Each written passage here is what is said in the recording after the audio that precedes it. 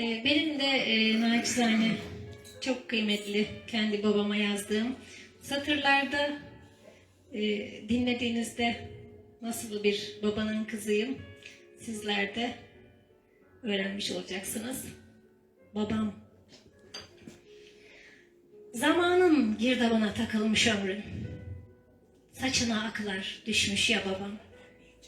Ne acı çileyle yoğrulmuş ömrün. Yetimlik libası giymişsin babam.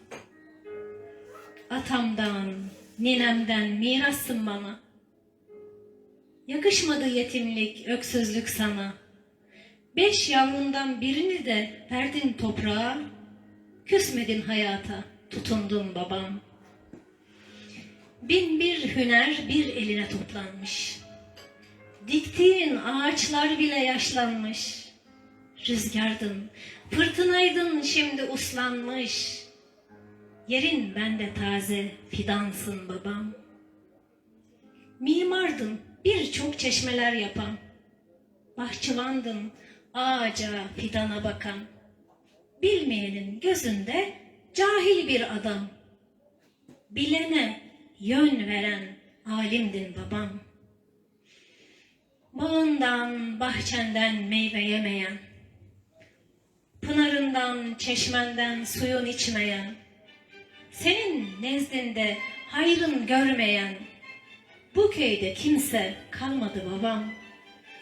Seyran'da yetişen yiğit bir oğlan, tanır onu civarda kimlere sorsam, adıyla, sanıyla Türkmen Ali Osman, satırlara sığmadım seni anlatsam, şiirler sana az, destansın babam, destansın babam demişim.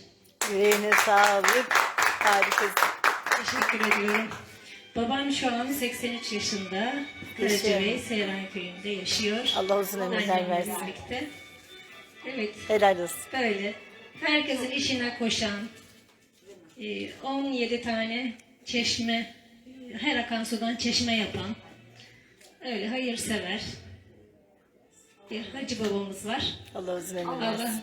ömrüne bereket versin. Amin. Ölmüş bütün babalarımızdan rahmet diliyorum. Amin. Rabbim mekanlarını cennet eylesin. Amin. Yüreğine sağlık.